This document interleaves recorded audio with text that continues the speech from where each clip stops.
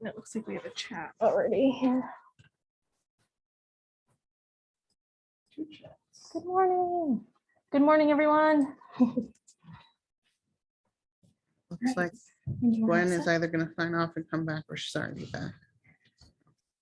So should we go ahead and get started? Yeah. Hello. I think most of you know me already, but if you don't know me, I am the Web Services and Distance Learning Librarian, and my name is Laura Harris. And today I'm going to talk about disability models and higher education. So make sure okay, so the disability models we're going to discuss today are the religious or moral model of disability, the medical model of disability, the social model of disability, interactional models of disability, and lastly, the identity model of disability. I apparently forgot to update this slide because we're not only going to talk about the discussion of the student experience, but I've also added some stuff to this presentation because I've done this before, but I've added some stuff a little bit about the faculty experience. And we can talk a little bit about models of disability in higher education, and then we should have some time for discussion. So one thing, because people or a person with a disability can be a bit of a mouthful to say, I will be using the acronym PWD throughout this presentation. I may use SWD, which is students with disabilities. So the religious and moral model of disability looks at disability in a few ways. It can be viewed as a punishment. If it's something that existed from birth, like a congenital disability, then the parents or their ancestors have sinned, and this is their sort of divine retribution for that. And if the disability happened later in the person's life, then it's the PWD's fault, apparently. They have sinned. It can also be viewed as a test of faith. If the disability goes away as a result of this test, then the PWD has passed, and if the disability remains, then they have failed this test of faith. And then the one that we tend to see most often in TV and movies and all sorts of entertainment media is this idea that disability is a gift, and the character, you know, develops, a lot of times they will have some sort of superpower. You know, for example, the quote from Olkin here at the bottom, as disability impairs one sense, it heightens another, often to mythic proportions. And I have two somewhat recent, they're not real recent, but I think you guys will know of both of these that I'm talking about. One of them is Daredevil, the Marvel comic character, and of course, who's been a show on Netflix and has appeared in some of the other Marvel movies. And excellent example of the main character being blind and has, you know, super hearing. And in fact, I think it was perhaps the most recent or one of the more recent Spider-Man movies. He's like trying to defend, Daredevil is trying to defend Peter Parker, and somebody like throws a rock through Peter's apartment window, and Daredevil catches it because of course he has, you know, super hearing. So that's one example.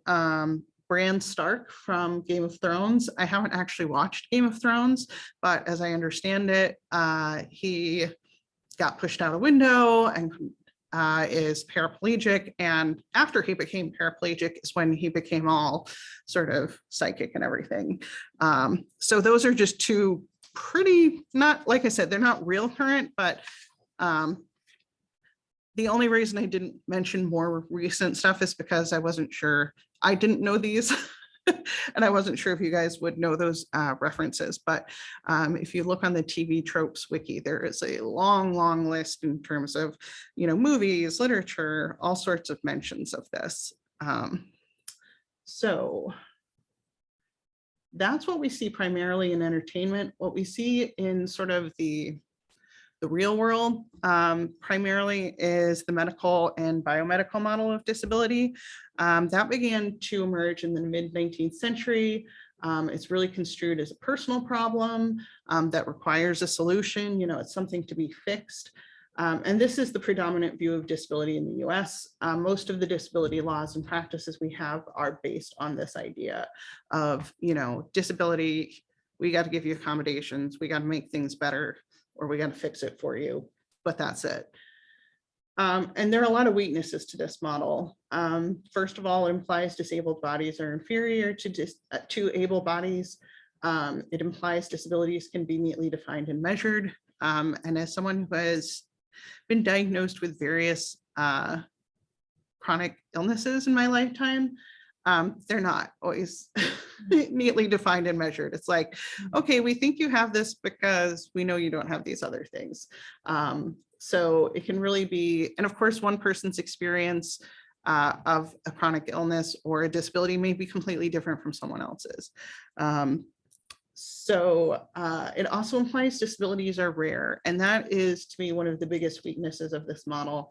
I believe the last time I did this presentation last year, last summer, so not that long ago, according to the CDC, I think it was 1 in every 5 people had a disability, but I was reviewing information for this presentation, and according to 2020 data from the CDC, it's actually closer to 25%. So we're now talking 1 in 4. And who knows what COVID is going to do to that number, or has already done to that number. And of course, the weaknesses of this model really, it ignores social and environmental barriers to PWD. So that last one is somewhat addressed in the social model of disability, which came about in the early 70s from a group called the Union of the Physically Impaired Against Segregation. As I understand it, and from what I've read about it, they really wanted, honestly, more autonomy in their lives. And that's why this organization was formed. And their theory was that physical impairments are distinct from disability. The disability is actually caused by the social conditions. And this model has since been expanded to include mental and cognitive impairments. And basically, they argue that societal institutions have been designed to exclude people with impairments. And the weaknesses of this model, basically it implies any negative effects of the impairment are only due to exclusion and discrimination. And then not everyone with impairments is excluded. As someone who has a disability, I have hearing impairment that I developed, I think, in my late 20s, early 30s. I really didn't experience a lot of negative effects or exclusion or discrimination. And so, especially because I'm not fully deaf, I feel like my personal impairments are, I am not as strongly affected by the social institutions as someone else might be. So there are a bunch of related models to this. There's the socio-political or minority group model by Hahn. And the 3 major postulates, they kind of,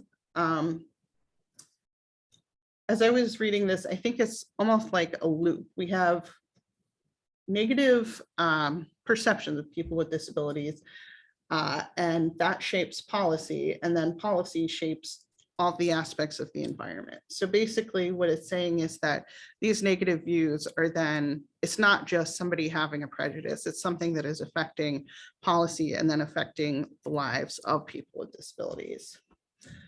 One of the more positive models, I think this is probably the most positive model that I've seen so far, is the human variations or diversity model. And that just states that disability is natural. It occurs naturally. And considering 1 in 4 people in the United States, or 1 in 4 adults rather, have a disability, I think that certainly backs up this concept.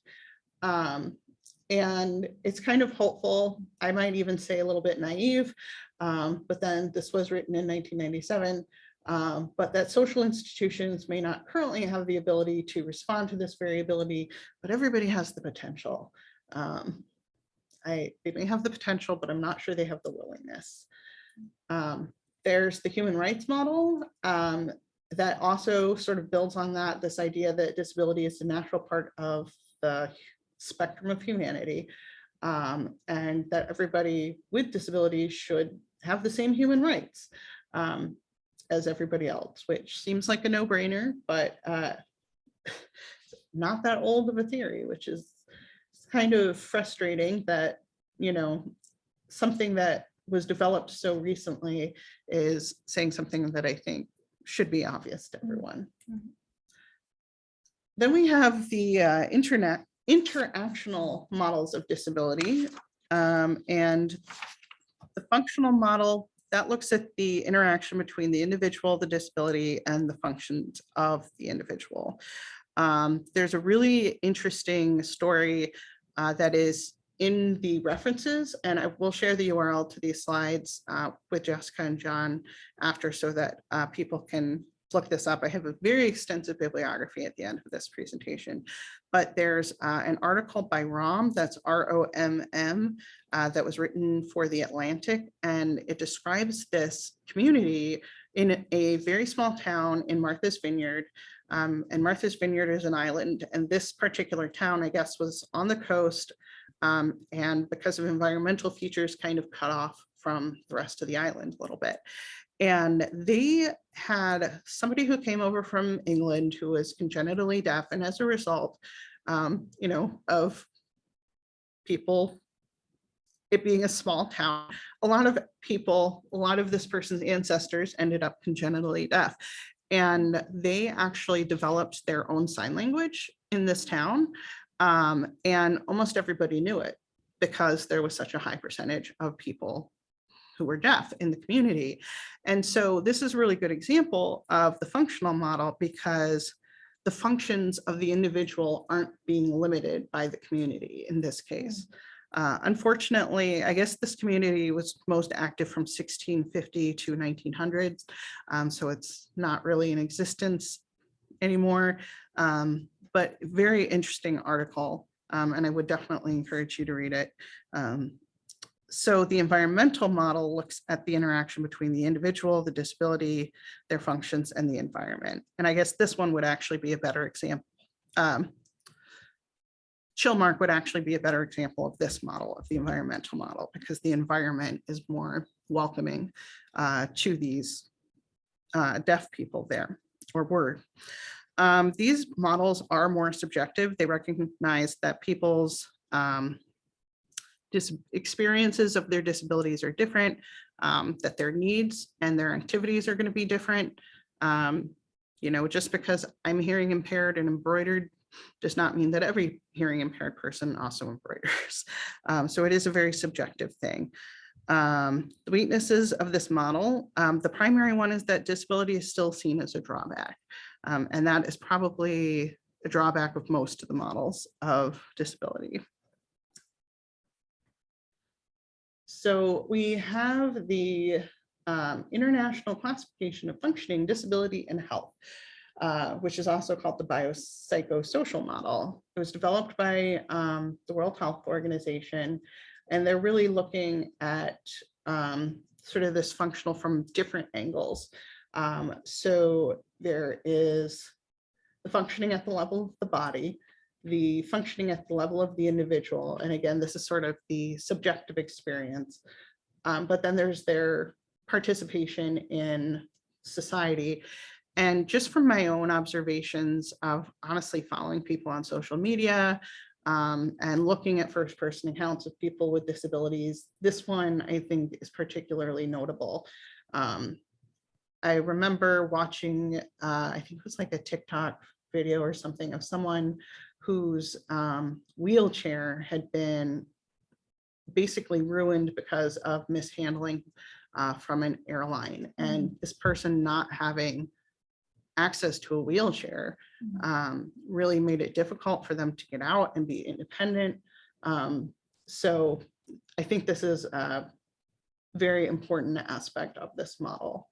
And again, the environmental factors that affect these experiences. And this kind of harks back to the social model as well, like what barriers are there in society? You know, buildings without elevators, building without ramps. Another person I follow on social media is like, you know, can't go to this place because she's in a wheelchair and they don't have ramps. So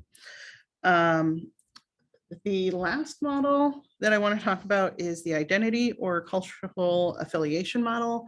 This is the one that I would say is maybe looks at disability as a positive. Basically, it's an affinity group like any other affinity group. It's not so much an activist model. I think most of the other models, whether they are doing it in a way that is actually helpful to people with disabilities, I think is debatable, but I do think most of these models focus on improving the lives of people with disabilities, or at least attempting to. This one is not really seeking to change anything. It's just trying to say, hey, here are other people with disabilities. We are a group of people. So let's move along to talking about higher education and disability. So one thing I've really been struck by, just from friends I've known who are parents of children with disabilities, and from working with special education classes that our teacher education majors take here, is that the experience that students have in K-12 is so much more supportive than college, because they have, they often have a team of people where, you know, there is perhaps a teacher in the system. The teacher is part of that team. There may be somebody like a speech therapist or an occupational therapist of some sort, the parents, you know, there's this whole team of people who are trying to help these students succeed through the educational experience. However, when you get to college, the students are responsible for disclosing. They often have to re-register with disability services each semester, and they must provide medical documentation of disability. And I actually found this table, which I thought was excellent. And just goes over some of the differences. So a 504 plan, I'm not 100% clear on it, but basically, as I understand it, it is a plan that is put together to help a student with a disability succeed in a K-12 environment. And then idea is, I believe it's the Individuals with Disabilities Education Act. But you can just see some of the differences. Of course, student records are accessible to parents, but in college, they're only accessible to the student. And then there's the barrier of, you know, if the student, I mean, I don't know about your experience with your students, for those of you who teach, but when I was 18, I don't think I had any experience with keeping track of my own medical records. So I'm sure that adds another wrinkle here for students having to work with their parents, signing release forms, that sort of thing. This one was one that I had not considered.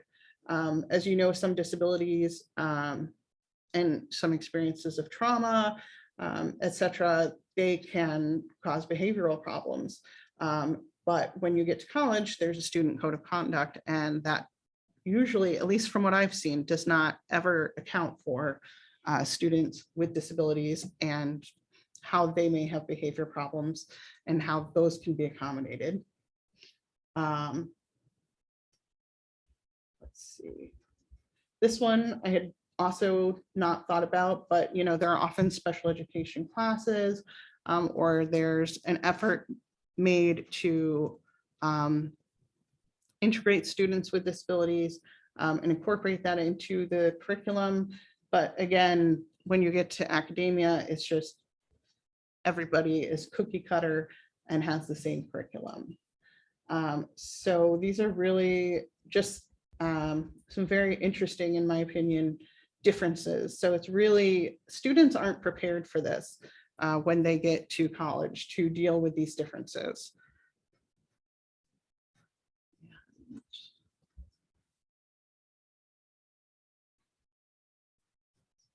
Okay, a second.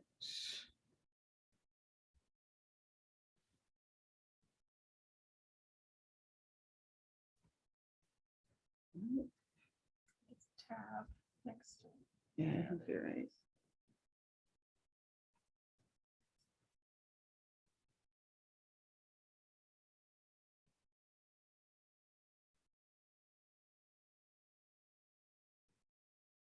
F11.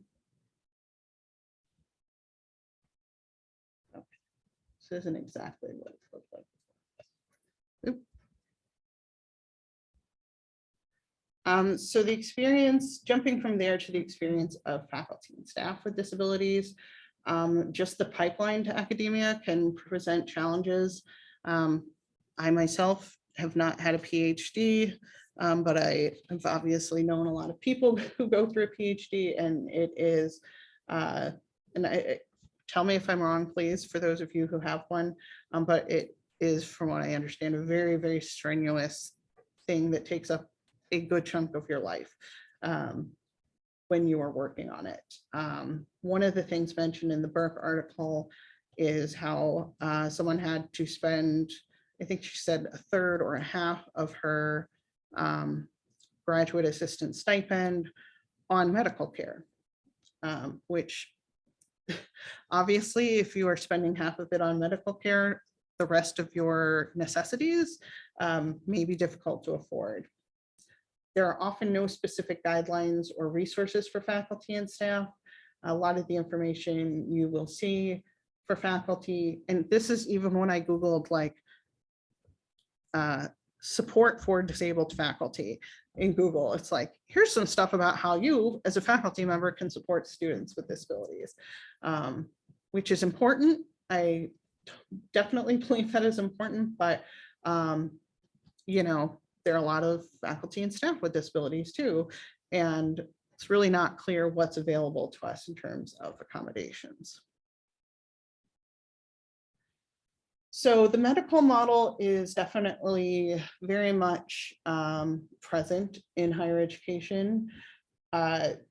This long quote from Jay Dolmach is from Academic Ableism, which is an open access book, so you can read it online, download it for free. It's really an excellent book that really talks about how academia is not only not friendly to people with disabilities, but that it had a hand in sort of the disenfranchisement of people with disabilities. So really interesting book. But he talks about how students don't necessarily know what accommodations are available to them. So you just kind of got to guess, say, you know, here's what I have, and hope that the Disability Services Office knows what kind of accommodations you might need that might help with that. So it's hard to ask for what you need if you're not sure that it's available. And Giardowski found that a lot of faculty face similar challenges. Again, there's that myth of rarity. I know in the accessibility work group here on campus, we have heard people say, but there are no disabled students in my class.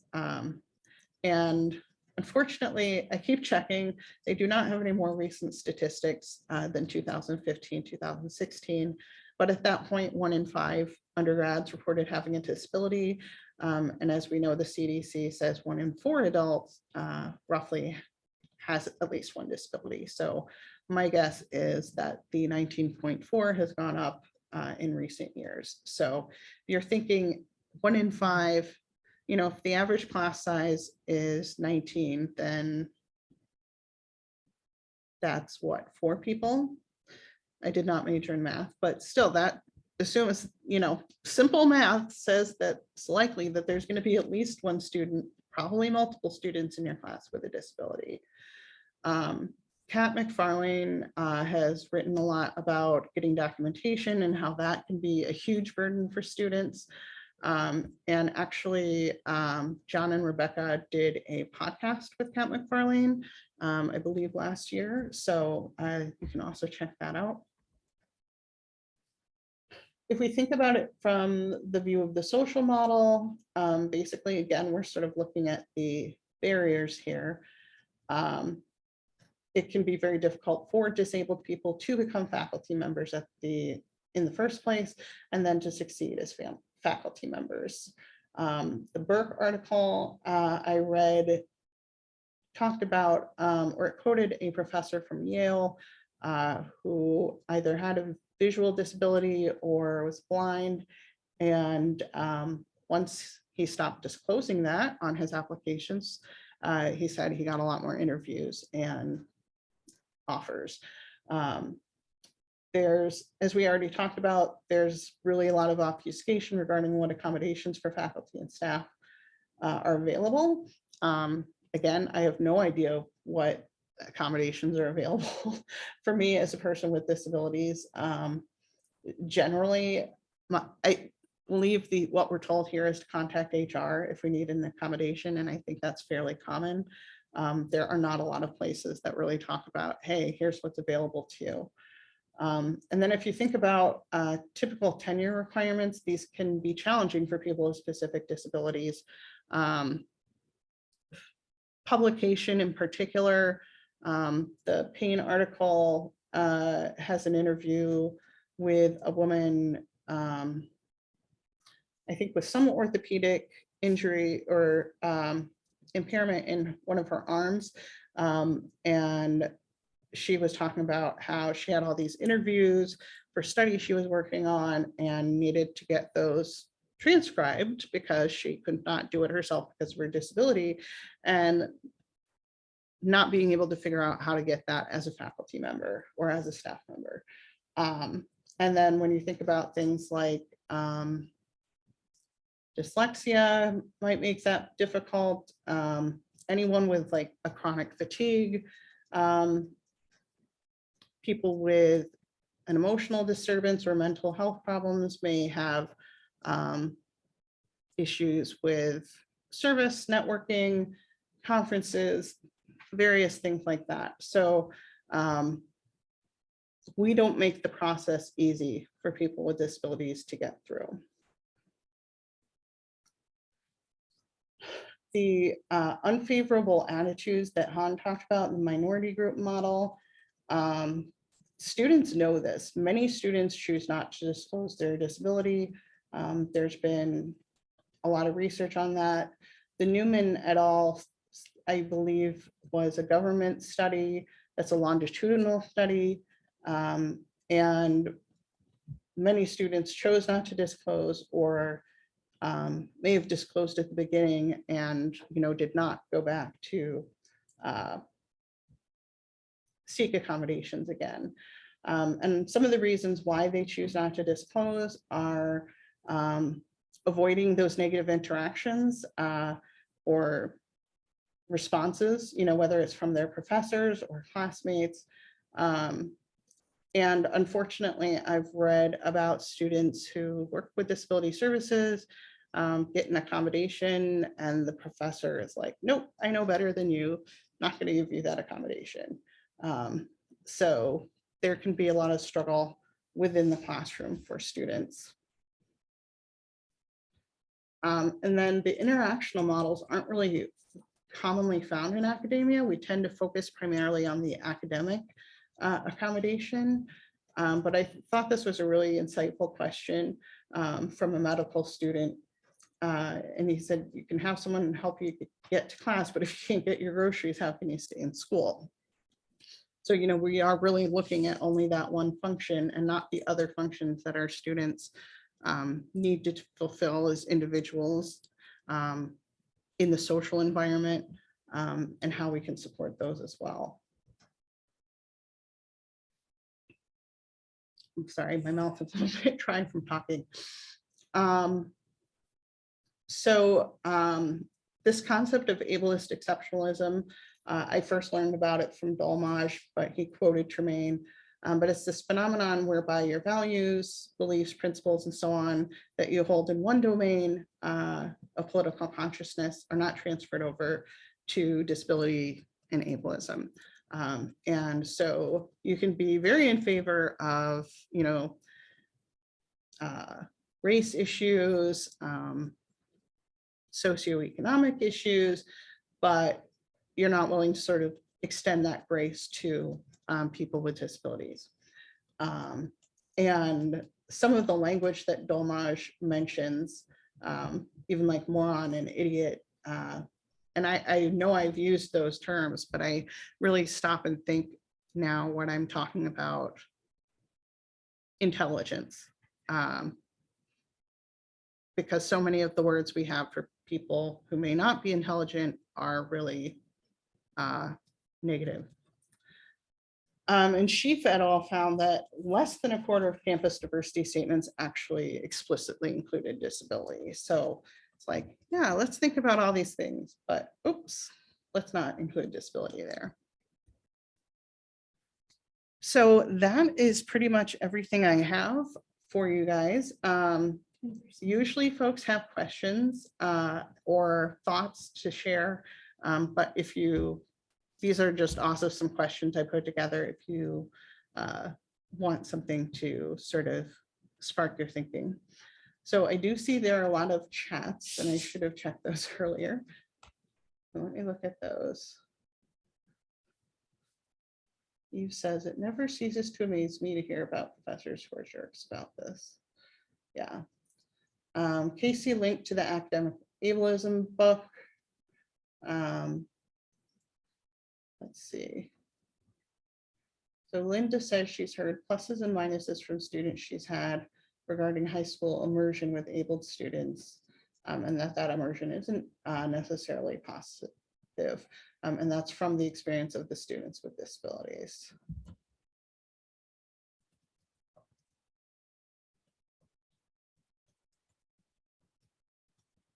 And Hoon Bodhi, I think, please correct me if I said your name wrong, but mentioned the Finding Nemo and the Finding Dory movies, and even in those, the powers are given to the disabled, but she doesn't have those.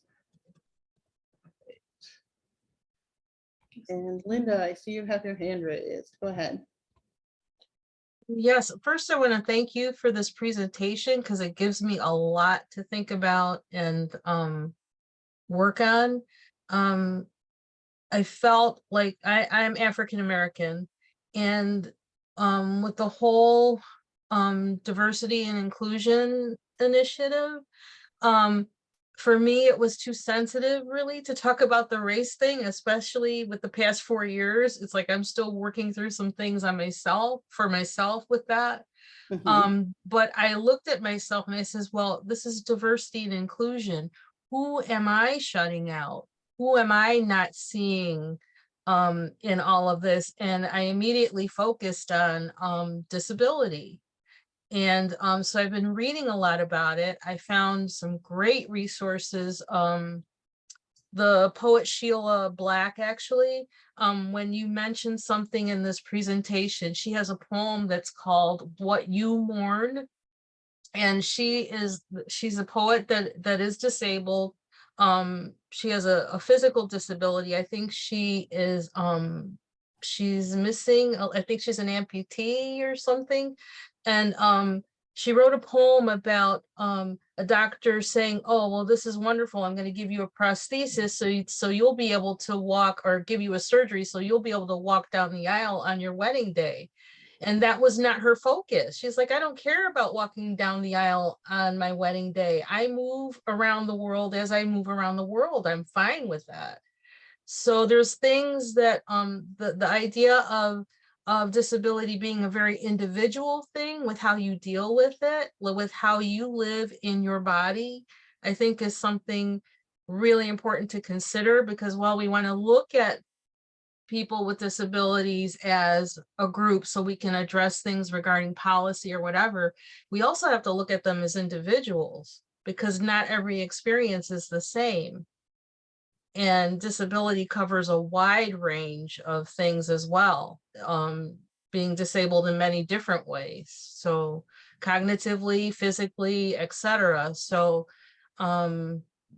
yeah, and I'm also surprised that somebody would just shut down a student's request for accommodations, because it's like there needs to be a conversation there as to why. How does accessibility resources see that this accommodation will fit, and how does the professor need to fit whatever needs to happen in the course? There needs to be a conversation there, and I think the professor could get a greater understanding of what's going on and what some of his students are experiencing, and adjust his teaching practices, accordingly, if he had that conversation, he or she had that conversation. So. Thanks, Linda. Eve, I see you have your hand raised as well. Oh, you're muted. I had my camera off because I've been having internet problems, and then I thought some of the audio was going in and out. So can everyone hear me? Am I breaking up? Okay. I can hear you. Great. I just wanted to Bill, thank you, Linda, for sharing. I had an experience in my classroom this last semester in my race class and gender class. I had a student who disclosed that she was autistic on the first day, which, she definitely liked, she was very, on the individual level, was definitely kind of trying to, interact in ways that I think she liked to disclose so people knew, but she was also very individually like, this is my status as a person and I want to integrate as much as possible. But student reactions from the student through the semester, I don't know if all students heard her self-disclosure or whatever. It was clear they got very frustrated because she oftentimes blurted out answers and things like that. So I think, yes, it's really important to think about this on the individual and structural level, because the other aspect of this, and I think that really helpful that you went into some of the early models of seeing this through sin and, things like that, is that part of this is stigma. And so students sometimes don't disclose because they want to try to avoid stigma associated with disabilities, but also there are sort of like dealing with issues on the individual level can be really tricky because it depends on how students approach how they see things. And you can't really control sort of how other students also are going to deal with these issues of stigma. So it's something that really came to the forefront for me. And so this has given me some tools to think about how to go about. But yeah, professors who don't give accommodation to not only students with disabilities, but students whose English is not their first language, and all of these kind of things has been a very frustrating experience through my time in higher ed. I just don't understand it. Yeah, it's, this concept of universal design for learning, as I understand it, one of the points behind it is that if you're designing for people with disabilities, it's going to help everyone. And I think so many of the things we can do for students from an underrepresented group. One of my colleagues, Deb Bowder, works a lot with first generation students, and I believe she's chairing the First Gen Coalition right now. And she presented to my colleagues and I about some strategies for supporting them. And as I was listening to her, I kept thinking, wow, a lot of this stuff would be really helpful for students with disabilities as well. So, Pungodi, go ahead. Oh, yeah. So just a follow-up question. So some students, they don't want to disclose, or we don't get any notification regarding the disability or accessibility services they will need. So as a faculty, are we allowed to approach a student to discuss when you identify that they're struggling with something in the class, either for learning or exams? Are we allowed to even talk to them when they are not disclosing it? That's a really good question. And I'm wondering what those of you who actually teach in the classroom, what your thoughts are on that. I know for me, I I necessarily don't ask particular questions, but if someone is struggling, like I'll have a conversation about any extra resources they may need, or if they are aware of services that we have on campus. And in the past, just offering those services opened up a discussion about somebody who did have accessibility, services that they could have used for testing and things like that, that they did not know about, that they could use. And so for me, I kind of just, see what resources they need in that conversation, but I don't particularly ask any personal questions in that sense. I let the student kind of come to me with those. Yeah. I Okay. announced in my syllabus that students can approach me with formal accommodations or anything else informally. So I try to make it clear on my syllabus, and I talk about it on the first day of class, that they don't have to have official accommodations if there's certain things that they think they need. Yeah, I do that as well. So we do specify that in the syllabus and also in the very first lecture. But in case if you identify anything, I mean, you could clearly see they are struggling with something, but sometimes I'm sort of hesitant to directly approach the student when the student is not willing to disclose anything. Otherwise, the student would have contacted us. So I even raise flags and starfish to meet with me when they're not doing good with exams. I know it's not because they're not doing the work sincerely, but I'm seeing that they are struggling with something, but they're not willing to approach us. So sometimes it sort of puts the faculties in a way that even if we can help, we are not allowed, or we are sort of pulling ourselves back because we don't know what's right to do. Yeah, I'll just add on that I do similar things with Jessica mentioned and even Poon, in terms of being open and honest about it, but it gets tricky asking very specific direct questions that are unprompted. I think the best approach is really making students aware that there are resources and help available and see where that conversation goes.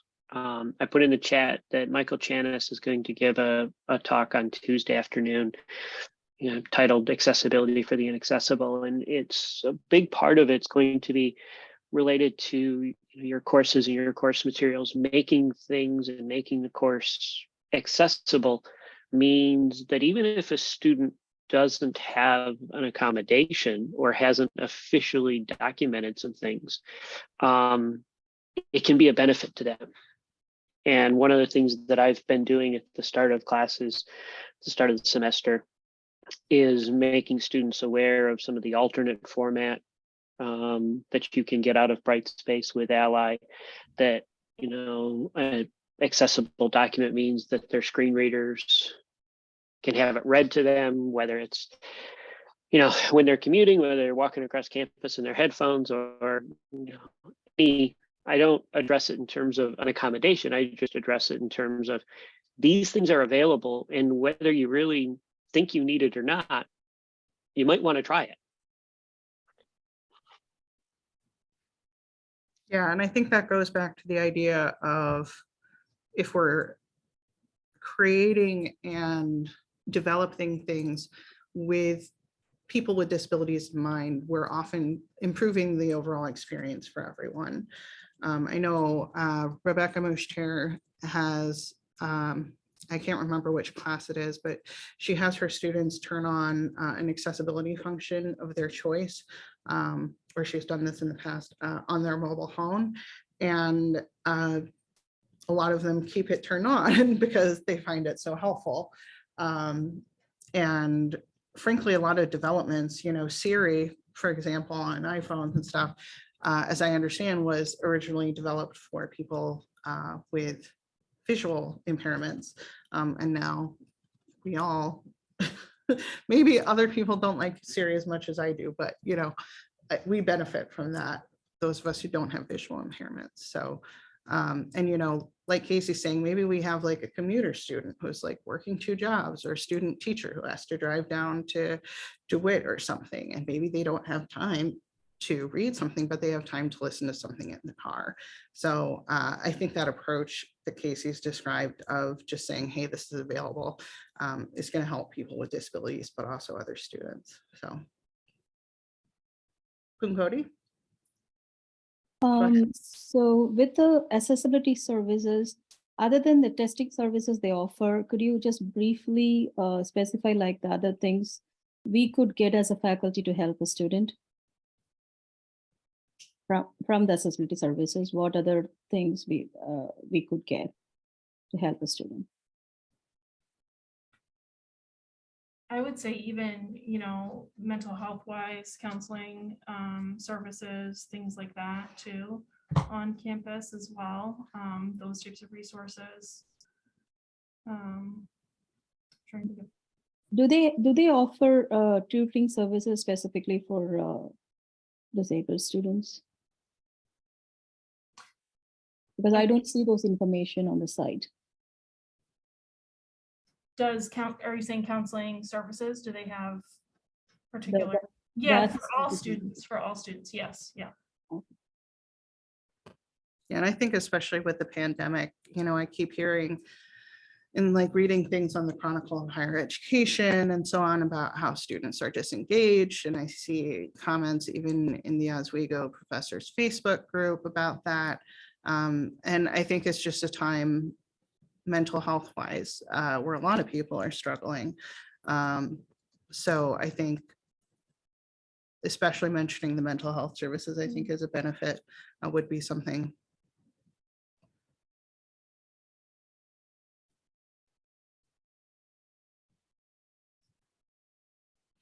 Anyone else have thoughts or questions they want to share, talk about? Linda. You mentioned a podcast with someone. I can't read, I need my glasses, I can't read what I wrote, but you mentioned a podcast a while ago, and I was wondering if you have a link to that podcast. Yeah, it may be in my slides. Let me just check. No.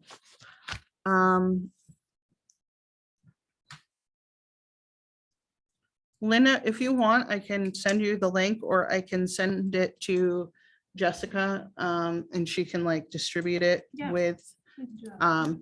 but it is, if you don't want to wait, I know it's on tforteaching.com. Okay, I can wait for it. That's not a Okay. problem. Yeah.